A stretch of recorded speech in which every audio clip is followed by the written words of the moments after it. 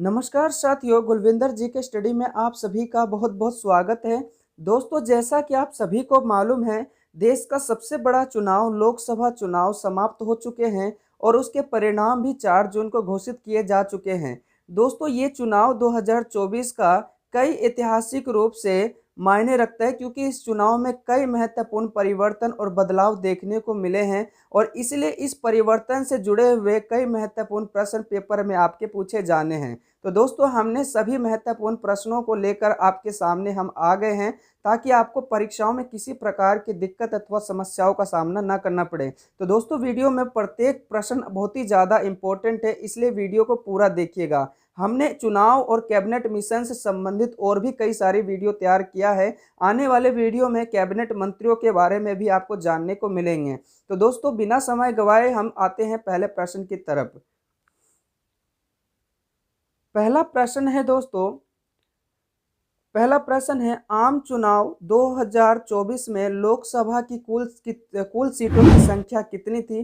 तो दोस्तों, बता दें, 2024 के लोकसभा में जो सीटों की संख्या थी वो थी 543। तो दोस्तों, पेपर में आपसे पूछा जाएगा कि आम चुनाव 2024 में जो हुए हैं, जिसे लोकसभा चुनाव भी कहा जाता है, इसमें सीटों की कुल संख्या कितनी थी? तो याद रखना दोस्तों, 543 कुल सीटों की संख्या थी। प्रश्न नंबर 2, भारत में चुनाव करवाने के लिए कौन सी संस्था जिम्मेदार है? यानी कौन सी डिपार्टमेंट है जो चुनाव करवाने का काम करती है? तो दोस्तों, आपको पता होना चाहिए, चुनाव आयोग ही जो है चुनाव करवाने का काम करते हैं। तो दोस्तों, चुनाव आयोग जो है इसका सही उत्तर हो जाएगा। आइए अगले प्रश्न की तरफ हम बढ़ते हैं। प्रश्न नंबर 3 है दोस्तों, भारत में आम चुनाव कितनी बार होता है? तो दोस्तों, भारत में आम चुनाव प्रत्येक 5 वर्ष में किया जाता है। आपको मालूम होना चाहिए दोस्तों, भारत में 5 वर्ष में लोकसभा का आम चुनाव जो है होता है। प्रश्न नंबर 4, भारत में मतदान करने के लिए नागरिक की न्यूनतम आयु क्या है? यानी कि भारत में जो नागरिक है, व्यक्ति की आयु कितनी होनी चाहिए ताकि वो वोट डाल सके? तो दोस्तों, 18 वर्ष होनी चाहिए उनकी उम्र, तभी वो वोट डालेंगे। प्रश्न नंबर 5 की तरफ बढ़ते हैं। प्रश्न नंबर 5 है दोस्तों, भारत में चुनाव परिणाम की घोषणा के लिए कौन जिम्मेदार है? तो दोस्तों, भारत में जो चुनाव हो जाता है उसके बाद जो परिणाम घोषित किए जाते हैं वो मुख्य चुनाव आयुक्त घोषित करते हैं दोस्तों। तो इसका उत्तर हो जाएगा मुख्य चुनाव आयुक्त। ठीक है दोस्तों, याद रखना है दोस्तों, इसका मुख्य चुनाव आयुक्त उत्तर हो जाएगा। प्रश्न नंबर 6, भारतीय आम चुनाव में मतदान के लिए इलेक्ट्रॉनिक प्रणाली का उपयोग किया जाता है, उसका नाम बताना है। तो दोस्तों, भारत में जो इलेक्ट्रॉनिक प्रणाली यानी उपकरण का जो इस्तेमाल किया जाता है उसे हम इलेक्ट्रॉनिक वोटिंग मशीन अथवा ईवीएम के नाम से जानते हैं। तो यहाँ उत्तर याद रखना दोस्तों, इलेक्ट्रॉनिक वोटिंग मशीन हो जाएगा। दोस्तों, वीडियो बहुत ही ज़्यादा इंपॉर्टेंट है, इसमें प्रत्येक प्रश्न जो है आने वाले परीक्षाओं में ज़रूर पूछे जाएंगे, इसलिए वीडियो को पूरा देखिएगा और ज़्यादा से ज़्यादा लोगों तक इसे शेयर कीजिएगा। आइए प्रश्न नंबर 7 की तरफ बढ़ते हैं। प्रश्न नंबर 7 है, भारत के राष्ट्रपति लोकसभा में अधिकतम कितने सदस्यों को मनोनीत कर सकता है? तो दोस्तों, भारत में राष्ट्रपति जो है लोकसभा में 2 सदस्यों को मनोनीत कर सकता है, और जब बात दोस्तों राज्यसभा की आएगी तो उसमें 12 सदस्य को जो है ना शामिल कर सकते हैं, यानी मनोनीत कर सकते हैं। तो यहाँ लोकसभा पूछा गया है तो उत्तर हो जाएगा 2 सदस्यों को मनोनीत राष्ट्रपति कर सकते हैं। आइए नेक्स्ट प्रश्न की तरफ हम बढ़ते हैं। प्रश्न नंबर 8 की तरफ बढ़ते हैं दोस्तों। प्रश्न नंबर 8 है, विधायी निकाय के सदस्य द्वारा प्रतिनिधि किए जाने वाले भौगोलिक क्षेत्र के लिए प्रयुक्त शब्द है। यानी कि चुनाव जहां करवाना है उस क्षेत्र को क्या नाम से जाना जाता है? तो निर्वाचन क्षेत्र के नाम से जाना जाता है दोस्तों, इसका उत्तर हो जाएगा। प्रश्न नंबर 9, लोकसभा चुनाव लड़ने के लिए न्यूनतम आयु क्या है? तो दोस्तों, अगर आपको लोकसभा का उम्मीदवार अथवा चुनाव लड़ना है तो आपकी उम्र कम से कम 25 वर्ष होनी चाहिए, तभी आप लोकसभा का चुनाव लड़ सकते हो। प्रश्न नंबर 10, एग्जिट पोल का क्या उद्देश्य है? तो दोस्तों, एग्जिट पोल का उद्देश्य है कि जब चुनाव हो जाता है तो उसके बाद आंकड़ों के परिणाम को जो है ना एक तरह से भविष्यवाणी करना और परिणाम को एक तरह से घोषित करना कि किस पार्टी को कितनी सीटें मिलने जा रही है। तो दोस्तों ये एक तरह से जो है आंकड़ों को ध्यान में रखते हुए परिणाम को घोषित करना। लेकिन दोस्तों ये क्लियर यानी कि पूरी तरह से सटीक साबित नहीं होती है, कभी कभी इस बात को भी हमें ध्यान रखना होता है। एग्जिट पोल एक आंकड़ों को निर्धारित करके ही जो है उसे परिणाम घोषित करता है। आइए हम 11वें प्रश्न की तरफ हम बढ़ते हैं। 11वां प्रश्न है, किस राज्य में लोकसभा सीटों की संख्या सबसे अधिक है? दोस्तों सबसे ज़्यादा जो लोकसभा की सीटों की संख्या है वो उत्तर प्रदेश को जाता है। उत्तर प्रदेश में 80 सीटें जो है वहाँ पर आरक्षित की गई है लोकसभा की। तो सबसे ज़्यादा किसी राज्य में है तो वो है उत्तर प्रदेश में। इस बात का आपको ध्यान रखना, कई बार ये पेपर में पूछा गया है और आने वाले पेपरों में भी पूछे जा सकते हैं। प्रश्न नंबर 12, भारत में पहला आम चुनाव कब हुआ? दोस्तों इस बात को आपको अच्छी तरह से गांठ बांधकर याद रख लेना है कि भारत में 1951 में पहले आम चुनाव हुए थे, लेकिन ये असफल रहा था और एक साल बाद दोबारा से जो है ये चुनाव करवाया गया था। दरअसल 1951 में कई सारे देश में खामियां थी, अशिक्षा की वजह से, देश में कई और चीज़ों के संसाधनों की वजह से जो है पूरी तरह से मतदान नहीं हो पाया था। इसके बाद अगले साल 1952 में जो है ये आम चुनाव करवाया गया था। तो दोस्तों ये 1951 और 52 जो है इसका सही उत्तर हो जाएगा। और जब अगर केवल सही बात पूछा जाएगा कि सफल चुनाव कब हुआ था तो उत्तर याद रखना 1952 हो जाएगा। ठीक है, अगले प्रश्न की तरफ बढ़ते हैं, प्रश्न नंबर 13 की तरफ। प्रश्न नंबर 13 है दोस्तों, लोकसभा चुनाव 2024 में कितने चरणों में आयोजित हुआ था? तो 2024 में जो लोकसभा चुनाव हाल ही में हुआ है वो 7 चरणों में हुआ है दोस्तों, ये आपको याद रखना है। आने वाले पेपर में पूछे जाएंगे कि लोकसभा 2024 का चुनाव कितने चरणों में हुआ है, तो 7 चरणों में हुआ है। ठीक है, प्रश्न नंबर 14, वर्तमान के में भारत के मुख्य चुनाव आयुक्त कौन है? यानी चुनाव आयोग के अध्यक्ष इस समय कौन है? तो सुनील अरोड़ा इसके उत्तर हो जाएंगे दोस्तों, वर्तमान में मुख्य चुनाव आयुक्त हैं। प्रश्न नंबर 15 की तरफ बढ़ते हैं, मैं इसे थोड़ा सा स्क्रॉल कर देता हूं ताकि आपको आंसर सटीक रूप से दिखे। प्रश्न नंबर 15 है, वर्तमान प्रधानमंत्री किस पार्टी का प्रतिनिधित्व करते हैं? तो इस समय जो प्रधानमंत्री श्री नरेंद्र मोदी जी हैं, ठीक है, जो भारत के 3 बार लगातार प्रधानमंत्री बनने का रिकॉर्ड बना लिए हैं। तो दोस्तों ये ऐतिहासिक रूप से बहुत ही ज़्यादा मायने रखता है और पेपर में इससे जुड़े कई तरीके से प्रश्न पूछे जा सकते हैं कि उस प्रधानमंत्री का नाम बताइए जिन्होंने लगातार 3 बार प्रधानमंत्री पद संभाला है। तो दोस्तों प्रधानमंत्री नरेंद्र मोदी इसका उत्तर होंगे। प्रश्न नंबर 15 का जानते हैं, तो ये भारतीय जनता पार्टी से नरेंद्र मोदी ताल्लुक रखते हैं, जिसे हम बीजेपी पार्टी भी कहते हैं। प्रश्न नंबर 16, आम आदमी पार्टी की स्थापना किसने की थी? तो दोस्तों आम आदमी पार्टी की जो स्थापना है अरविंद केजरीवाल ने किया है, जो कि इस समय शराब घोटाले के केस में जेल में दोस्तों अभी मौजूद है, यानी जेल में हैं। तो दोस्तों ये भी बहुत ही इम्पोर्टेंट प्रश्न बन जाता है कि आम आदमी पार्टी के अध्यक्ष इस वक्त कहाँ पर हैं? तो आपको याद रखना वो जेल में शराब घोटाले के मामले में। ठीक है, प्रश्न नंबर 17 की तरफ बढ़ते हैं, तमिलनाडु में डीएमके के नेता कौन हैं? दोस्तों तमिलनाडु के प्रसिद्ध नेता डीएमके, जिसे एमके स्टालिन के नाम से भी जाना जाता है। दोस्तों कई बार पेपर में पूछा जाता है कि तमिलनाडु के प्रमुख नेता कौन है जो डीएमके में शामिल हैं, तो एमके स्टालिन इसका उत्तर हो जाएगा। आइए अगले प्रश्न की तरफ बढ़ते हैं, प्रश्न नंबर 18 की तरफ।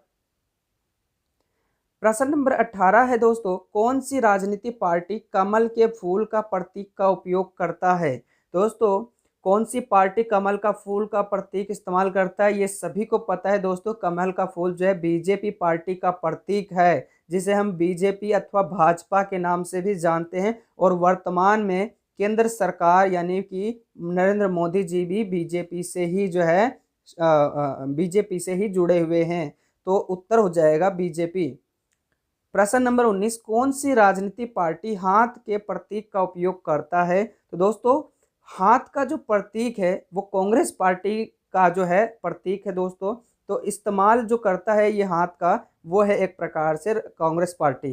तो यहाँ कांग्रेस इसका उत्तर होगा दोस्तों। आइए नेक्स्ट क्वेश्चन की तरफ बढ़ते हैं, क्वेश्चन नंबर 20 की तरफ। क्वेश्चन नंबर 20 है दोस्तों, लोकसभा का पहला अध्यक्ष कौन था? बहुत ही इंपॉर्टेंट प्रश्न है दोस्तों। तो लोकसभा का जो पहला अध्यक्ष था वो थे जी.वी. मावलंकर। ठीक है, ये उत्तर याद रखना, ये लोकसभा के पहले अध्यक्ष थे। ठीक है, जो अब नहीं है, लेकिन लोकसभा का जो पहला चुनाव हुआ था उस समय एक तरह से जी.वी. मावलंकर अध्यक्ष थे लोकसभा का। ठीक है, आइए नेक्स्ट क्वेश्चन को ध्यान देते हैं। क्वेश्चन नंबर 21, क्वेश्चन नंबर 21 है दोस्तों, किस पार्टी ने 2024 के लोकसभा चुनाव में सबसे अधिक सीटें जीती? तो दोस्तों लोकसभा चुनाव में सबसे अधिक सीटें जो है बीजेपी जीती है। दोस्तों कितनी सीटें जीती है? तो दोस्तों 244 सीटें इन्होंने जीती है अकेले बीजेपी। दोस्तों इस बात का आपको ध्यान रखना। हालांकि इन्होंने बहुमत हासिल नहीं कर पाए, लेकिन फिर भी अन्य पार्टियों के मुकाबले में बीजेपी ने सबसे ज़्यादा वोट हासिल किए हैं, यानी कि सीटें जीती है। ठीक है, इस बात का आपको ध्यान रखना है। वहीं अगर सबसे कम बात किया जाए, अगर पूछा जाए कि कांग्रेस कितना सीटें जीती है, तो दोस्तों कांग्रेस जो है 99 सीटें जीती है दोस्तों। ठीक है, प्रश्न नंबर 22, भारत के मुख्य चुनाव आयुक्त की नियुक्ति कौन करता है? तो दोस्तों भारत के मुख्य चुनाव आयुक्त की नियुक्ति एकमात्र राष्ट्रपति करते हैं। इस बात को आपको ध्यान रखना है। तो उत्तर हो जाएगा राष्ट्रपति।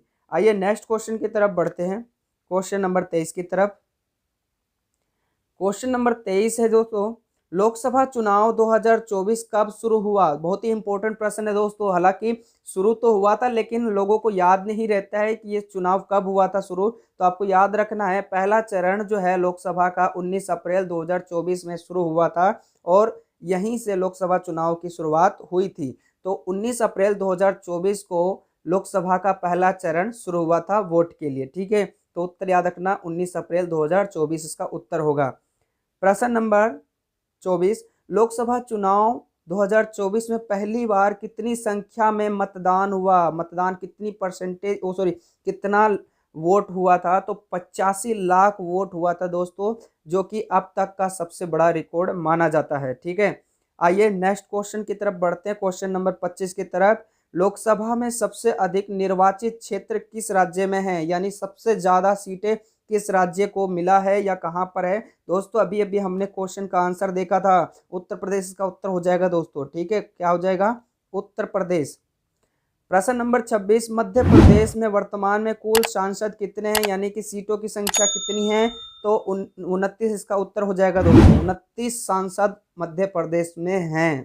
ठीक है, प्रश्न नंबर 27, लोकसभा के जनक कौन है? यानी लोकसभा की शुरुआत करने वाले कौन थे, या पहला अध्यक्ष कौन थे जिन्होंने लोकसभा चुनाव की नींव डाली? तो दोस्तों जी.वी. मावलंकर थे, जिनको एक प्रकार से श्री गणेश वासुदेव मावलंकर के नाम से जाना जाता है। इसका पूरा नाम याद रखिए दोस्तों, देखिए यहाँ पर श्री गणेश वासुदेव मावलंकर, जिसको हम जी.वी. मावलंकर के नाम से भी जानते हैं। प्रश्न नंबर 28, 2024 के लोकसभा चुनाव में एनडीए को कुल कितनी सीटें मिली? एनडीए दोस्तों भाजपा सहित कई राजनीतिक पार्टियां जो एक तरह से बीजेपी से जुड़ी है और इनसे मिलकर बनी है एनडीए। तो बीजेपी और इनके सहयोगी पार्टियों को अगर हम मिला दें तो कुल 292 सीटें इन्होंने हासिल किए हैं। ठीक है, 292 सीटें इन्होंने हासिल किए हैं, और कुल अकेले अगर बीजेपी की बात करें तो अकेले बीजेपी को जो है तकरीबन जो है 244 सीटें जो है इनको प्राप्त हुई है। कितनी सीटें? 244 सीटें बीजेपी को अकेले मिली है। इस बात को आपको ध्यान रखना है। और दोस्तों इन्होंने बहुमत हासिल करने से चूक गए, लेकिन फिर भी बीजेपी और अन्य सहयोगी पार्टियों की मदद से इस बार जो है सरकार यानी कि केंद्रीय सरकार बनाया गया है। ठीक है, आइए अगले प्रश्न की तरफ हम बढ़ते हैं। प्रश्न नंबर 29, लोकसभा 2024 के चुनाव में इंडिया गठबंधन को कितनी सीटें मिली है? दोस्तों इस बार जो इंडिया गठबंधन, जिसमें सभी विपक्षी पार्टियां एनडीए के विरोध में एक तरह से सरकार बनाने के लिए चुनाव लड़ी थी, इन सभी को 234 सीटें मिली है। दोस्तों इस बार कांग्रेस को कुछ ज़्यादा सीटों की बढ़त मिली है, इस बात का भी आपको ध्यान रखना है। आने वाले वीडियो में आपको कांग्रेस और उनके अन्य पार्टियों को कितनी कितनी सीटें मिली है, इन सभी चीज़ों के बारे में, इन सभी को के बारे में आपको डिटेल से जानकारी मिल जाएगा। और आने वाले एक वीडियो है जिसमें आपको कैबिनेट मंत्रियों में किन कौन से मंत्री को कौन सा मंत्रालय सौंपा गया है, इसके बारे में भी फुल डिटेल से वीडियो आपको लाने वाले हैं। तो दोस्तों वीडियो को ज़्यादा से ज़्यादा जो है शेयर कीजिएगा, और अगर आप चैनल पे नए हैं तो इसे सब्सक्राइब कर लीजिएगा, ठीक है। आइए आखिरी प्रश्न की तरफ हम बढ़ते हैं। प्रश्न नंबर 30 है दोस्तों, 2024 के लोकसभा चुनाव में अन्य पार्टियों कितनी मिली। दोस्तों अगर हम बात करें एनडीए को तो 292 सीटें मिली है, ठीक है। यहाँ मैं आपको बता दे रहा हूँ, एनडीए को मिली है 292 सीटें, ठीक है। वहीं पर इंडिया की यदि हम बात करें, इंडिया को मिला है 234 सीटें, ठीक है। और अगर हम अन्य की बात करें दोस्तों, अगर जिसे हम कहते हैं नोटा, ठीक है, नोटा को जो है 18 सीटें मिली है। तो इस बात को आपको ध्यान रखना दोस्तों, पूछ लेते हैं पेपर में कि अन्य को जो है कितनी सीटें मिली है, जो किसी भी राजनीतिक दल से नहीं जुड़े हैं, निर्दलीय, वो 18 सीटें, ठीक है दोस्तों। तो ये बहुत ही इंपॉर्टेंट प्रश्न थे जो आने वाले परीक्षाओं में जरूर पूछे जाएंगे। दोस्तों वीडियो को ज़्यादा से ज़्यादा लाइक कीजिएगा और शेयर कीजिएगा। अगर आप चैनल पे नए हैं तो प्लीज़ चैनल को सब्सक्राइब जरूर कर लीजिएगा, ताकि आने वाले सही वीडियो की नोटिफिकेशन और वीडियो आप तक पहुंच सके। दोस्तों इस वीडियो में आपके लिए क्वेश्चन हम लाए हैं, आपको बताना है कि नीतीश के पार्टी का नाम क्या है, ठीक है। नीतीश कुमार जो कि बिहार के सीएम हैं, उनके पार्टी का नाम क्या है। आप अपने क्वेश्चन का जवाब, आप अपना जवाब हमारे कमेंट बॉक्स में जरूर दीजिए। दोस्तों मिलते हैं एक नई वीडियो के साथ, तब तक के लिए जय हिंद।